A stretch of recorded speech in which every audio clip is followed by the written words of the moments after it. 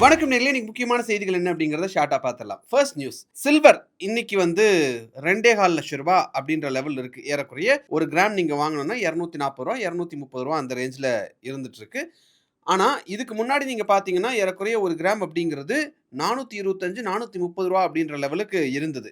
இப்போ அது வந்து ஒரு ஆல் டைம் ஹை அப்படின்ற சிச்சுவேஷன்ல அந்த ஸ்பெகுலேட்டிவ் பபிள் அப்படிங்கிறது முடிஞ்சிருச்சா? இந்த சில்வருடைய பிரைஸ் அப்படிங்கிறது இனிமேலும் மறுபடியும் ஒரு ஆல் டைம் ஹைய இந்த வருஷம் தொடர்றதுக்கு வாய்ப்பு இருக்கா? அப்படின்ற கேள்வி மறுபடியும் எல்லாத்துடைய மனசுலயும் இருக்கிறத நம்ம பார்க்க முடியுது. 2025ல சில்வரோட பிரைஸ் ஏறுனதிலிருந்து, அதாவது ஆல் டைம் ஹை தொட்டுட்டு மறுபடியும் இறங்குனது வரைக்கும் நீங்க பார்த்தீங்க அப்படின்னா, ஏறக்குறைய ஒரு 70, 80% மேல சில்வர்ல டிராப் அப்படிங்கிறது நம்ம புரிஞ்சுக்க முடியுது. ஆனா, இது வந்து மறுபடியும் ஏறுறதுக்கான வாய்ப்பு அப்படிங்கிறது சாதாரணமா இருக்கா அப்படின்னு கேட்டா, பல்வேறு தரப்புல பல்வேறு விதமான பதில்கள் வர்றத நம்ம பார்க்க முடியுது. அதாவது கடந்த வருஷம் சில்வருடைய பிரைஸ் இந்த அளவுக்கு ஏறுனதுக்கு முக்கியமான காரணம் என்ன அப்படின்னு நீங்க பார்த்தீங்கன்னா, ஸ்பெகுலேட்டிவ் மனி அப்படின்னு சொல்லி சொல்றாங்க.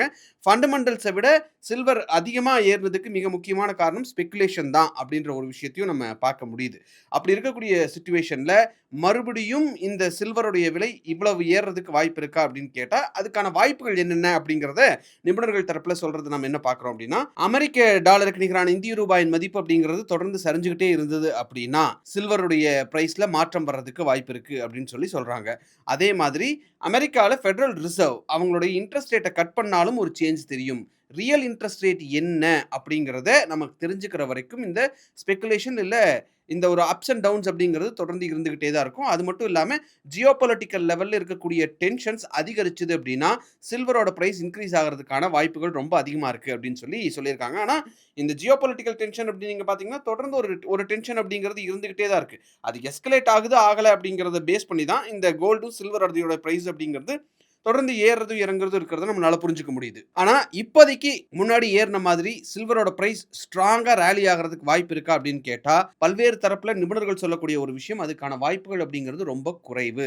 இப்போ கரெக்ஷன் வந்து பாசிபிளா? அதிகமான கரெக்ஷன் பாசிபிள் இருக்கா அப்படின்னா, கீழ விழறதுக்கான வாய்ப்புகள் தான் அதிகமா இருக்கிறதா நெறைய செய்திகள் பார்க்கிறோம். ஸோ, இப்ப நம்ம சில்வர் வாங்கலாமா அப்படின்னு கேட்டா, நிபுணர்கள் தரப்புல முக்கியமா அவங்க சொல்றது, அவாய்ட் பண்ணுங்க அப்படிங்கிறது தான். ஆனந்த் சார் தொடர்ந்து சொல்லிட்டு இருக்காரு, சில்வர் வந்து ஒரு இன்வெஸ்ட்மென்ட் மெட்டீரியலே கிடையாது. நீங்க அத வந்து ஒரு மேனுஃபேக்சரிங் இண்டஸ்ட்ரியல் மெட்டல். ஸோ, அத வந்து நீங்க இன்வெஸ்ட்மென்ட்டா பார்க்கிறதே தப்பு அப்படிங்கிறதையும் அவர் தொடர்ந்து சொல்லிட்டே இருக்கக்கூடிய சிச்சுவேஷன்ல, இப்போ அத இன்வெஸ்ட்மென்ட்டா பார்க்கக்கூடிய மக்களுக்கு முன்னாடி இருக்கக்கூடிய கேள்வி அப்படிங்கிறது, சில்வருடைய ஸ்டோரி முடிஞ்சுதா?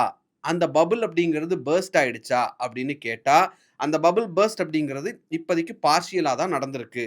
இன்னும் முழுசா முடியல அப்படிங்கிறது நிபுணர்கள் தரப்புல சொல்றாங்க. விச் மீன்ஸ் சில்வர் விழறதுக்கான வாய்ப்புகள் அப்படிங்கிறது இன்னுமே அதிகமா இருக்கு அப்படிங்கிறது தான் இந்த செய்தியிலிருந்து நம்ம முக்கியமா புரிஞ்சுக்க வேண்டிய விஷயமா இருக்கு. நீங்க என்ன நினைக்கிறீங்க? சில்வரோட பிரைஸ் அதிகரிக்கும்னு நினைக்கிறீங்களா? குறையும்னு நினைக்கிறீங்களா? கமெண்ட்ல சொல்லுங்க. அடுத்த முக்கியமான நியூஸ். எப்ஸ்டீன் ஃபைல்ஸ் வெளிய வந்ததுக்கு அப்புறம் நெறைய பேர்த்தோட பேர் வந்து அதுல வர்றத நம்ம பார்க்க முடியுது. அதுல முக்கியமா இப்ப வந்திருக்கக்கூடிய இன்னொரு பெயர் வந்து இந்திய மத்திய அமைச்சருடைய பெயர். அவர்தான் ஹர்தீப் சிங் பூரி. லோக்சபால எதிர்க்கட்சிகள் தரப்புல இருந்து, அதாவது ஹர்தீப் சிங் பூரியோட பெயர் வந்திருக்கு. அனில் அம்பானியோட பெயர் வந்திருக்கு. இதுக்கெல்லாம் நீங்க விளக்கம் குடுக்கணும்.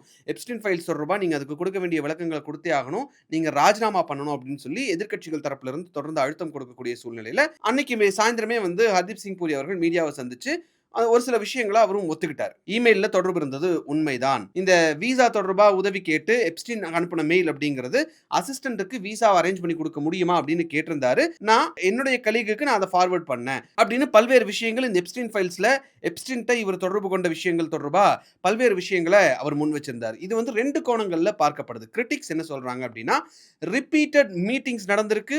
இமெயில் ரெஃபரன்ஸஸ் இருக்கு அப்படின்றப்போ, மாரல் ரெஸ்பான்சிபிலிட்டியே உங்களுக்கு கேள்விக்குறியா மாறுது. ஸோ, நீங்க ஒரு மத்திய அமைச்சரா இப்ப இருக்கக்கூடிய சூழ்நிலையில ஒரு குற்றச்சாட்டு, அதாவது எப்ஸ்டீன் ஃபைல்ஸ்ன்ற ஒரு குற்றச்சாட்டு தொடர்ந்து முன்வைக்கப்படக்கூடிய ஒரு சிச்சுவேஷன்ல, உங்களுடைய மாரல் கிரவுண்டே கேள்விக்குறியாகுது. அதனால நீங்க ரிசைன் பண்ணணும் அப்படின்னு கிரிட்டிக்ஸ் தரப்புல சொல்றாங்க. சப்போர்ட்டர்ஸ் தரப்புல என்ன சொல்றாங்க அப்படின்னா, இது வந்து கிரிமினல் சார்ஜ் கிடையாது. இது வந்து குற்றச்சாட்டு தான். இன்னும் எதுவுமே நிரூபிக்கப்படல. அண்ட் மோர் ஓவர் இது கிரிமினல் சார்ஜும் கிடையாது அப்படின்ற சிச்சுவேஷன்ல அவர் ரிசைன் பண்ண வேண்டியதில்ல அப்படின்னு சொல்லி இன்னொரு தரப்பு, அதாவது சப்போர்ட்டர்ஸ் வந்து சொல்றாங்க. நீங்க இந்த விஷயத்துல ஹர்தீப் சிங் பூரி என்ன பண்ணணும்னு நினைக்கிறீங்க அப்படின்றத கமெண்ட் பண்ணுங்க. அடுத்த முக்கியமான நியூஸ், ஏலியன்ஸ் இருக்காங்களா? இல்லையா? அப்படின்ற கேள்வி தொடர்ந்து ரொம்ப வருஷமா இருந்துட்டே இருக்கக்கூடிய சூழ்நிலையில, former US president Barack Obama அதுக்கு ஒரு பதில் சொல்லியிருக்கார். ஏலியன் இருக்கிறது உண்மைதான் அப்படின்ற ஒரு விஷயத்த அவர் சொல்லியிருக்கார். நீங்க பார்த்திருக்கீங்களா? அப்படின்ற கேள்வி கேட்டனையும், அவங்க இருக்கிறது உண்மைதான். ஆனா நான் அவங்கள பார்த்ததில்ல அப்படின்ற ஒரு விஷயத்த சொல்லியிருக்காரு. யுஎஸ்ல யூடியூபருக்கு அதாவது பிரைன் டெய்லர் கோஹன் அப்படின்ற ஒரு யூடியூபருக்கு ஒபாமா வந்து ஒரு இன்டர்வியூ ஒண்ணு குடுத்திருக்காரு. அதுல அவர் சொன்ன விஷயம் என்ன அப்படின்னா, ஹியூமன்ஸ் மட்டும் இங்க இருக்கக்கூடிய வாய்ப்பு அப்படிங்கிறது நம்மளுடைய அண்டம், யுனிவர்ஸ் அப்படிங்கிறது ரொம்ப பெருசு. ஒரு கேலக்ஸிக்கும் இருக்கக்கூடிய டிஸ்டன்ஸ் அப்படிங்கிறதும் ரொம்ப பெருசு. அப்படி இருக்கக்கூடிய சிச்சுவேஷன்ல ஹியூமன்ஸ் மட்டுமே இந்த மொத்தத்திலயும் இருப்பாங்க அப்படின்னு நாம ஈஸியா நம்பிட முடியாது. ஏலியன்ஸ் இருக்கிறதுக்கான ப்ராபபிலிட்டி ரொம்பவும் அதிகம். ஏன்னா யுனிவர்ஸ் அவ்வளவு பெருசு அப்படின்னு சொன்னவரு, இருக்கிறதுக்கு வாய்ப்பு அப்படிங்கிறது ரொம்ப அதிகம். ஆனா, அவங்கள நான் நேர்ல பார்த்ததில்ல அப்படின்னு ஒரு விஷயத்த அவர் சொல்றாரு. அமெரிக்கால ஏரியா 51 அப்படின்ற ஒரு இடம் ஒண்ணு சொல்லுவாங்க. அங்க வந்து ஒரு பல கான்ஸ்பிரசிஸ் இருக்கு அப்படின்றத சொல்லுவாங்க. குறிப்பா இந்த ஏலியன் தொடர்பான விஷயங்கள்ல. ஸோ அந்த ஏரியா 15ல வந்து நெறைய கான்ஸ்பிரசி தியரி இருக்கே. அத பத்தி உங்களுடைய கருத்து என்ன அப்படின்னு கேட்கும்போது, அங்க வந்து ஏலியனோட ஸ்பேஸ் கிராஃப்ட் இருக்கு. ஏலியன் பாடிஸ் இருக்கு. இந்த அண்டர் கிரவுண்ட் ஃபெசிலிட்டி எல்லாம் இருக்காமே அப்படின்னு அவர்ட்ட ஒரு கேள்வி வைக்கும்போது, அவர் வந்து இல்ல அப்படி அண்டர் கிரவுண்ட் ஃபெசிலிட்டி எல்லாம் எதுவும் கிடையாது. அதெல்லாம் சும்மா சொல்றாங்க. அப்படிங்கிறத அவரு மறுத்திருக்கார். சொன்னவர் என்ன சொல்றாருன்னா, இந்த யூனிவர்ஸ் அப்படிங்கிறது ரொம்ப பெருசு. பில்லியன்ஸ் ஆஃப் கேலக்ஸிஸ் இருக்கு. ஸோ அப்படி பார்க்கும்போது இந்த ஸ்டார் சிஸ்டம்ல இந்த ஒரு கேலக்ஸிக்கும் அடுத்த கேலக்ஸிக்கும் இடையில இருக்கக்கூடிய டிஸ்டன்ஸ் அப்படிங்கிறது அதிகம் அப்படின்றதுனால, எர்த்தோட விசிட்டுக்கு அதாவது ஏலியன்ஸ் எர்த்துக்கு வந்துட்டு போறதுக்கான ப்ராபபிலிட்டி அப்படிங்கிறது ரொம்ப குறைவு அப்படின்னு சொன்னாலும், அவங்க வரல அப்படிங்கிறதையும் நம்ம கிளியரா சொல்லிட முடியாது அப்படின்ற ஒரு விஷயத்தையும் அவர் சொல்லியிருக்காரு. 2021ல இதே மாரி ஒரு இன்டர்வியூல ஒபாமா என்ன சொல்லியிருந்தாருன்னா, யுஎஸ் கவர்ன்மென்ட்க்கு சில வீடியோஸ் இருக்கு. அதுல ஸ்கை ஆப்ஜெக்ட்ஸ் தெரியுது. ஆனா, அது என்ன அப்படிங்கிறது இன்னும் தெரியல. அது சம்பந்தமான விசாரணை அப்படிங்கிறது தொடர்ந்து நடந்துட்டு இருக்கு அப்படிங்கிறத 2021ல நடந்த இன்டர்வியூல சொல்லியிருக்காரு. இப்போ 5 வருஷத்துக்கு அப்புறம் இந்த மாதிரியான ஒரு இன்டர்வியூ குடுத்திருக்கிறது, இன்டர்நெட்டையே வந்து ஏலியன்ஸ் இருக்காங்களா? இல்லையா? அப்படின்ற ஒரு கேள்விய திரும்பவும் கொண்டு வந்திருக்கு. நீங்க என்ன நினைக்கிறீங்க? ஏலியன்ஸ் இருக்காங்க, இல்ல இந்த கான்ஸ்பிரசி தியரியா இத பார்க்குறீங்களா? இல்ல அது உண்மை, பொய் அப்படின்னு பார்க்குறீங்களா? நீங்க என்ன நினைக்கிறீங்கன்றத கமெண்ட் பண்ணுங்க. இந்த வீடியோ உங்களுக்கு பிடிச்சிருந்தா இந்த வீடியோவ லைக் பண்ணுங்க, ஷேர் பண்ணுங்க, கமெண்ட் பண்ணுங்க, சப்ஸ்கிரைப் பண்ணுங்க. Thank you.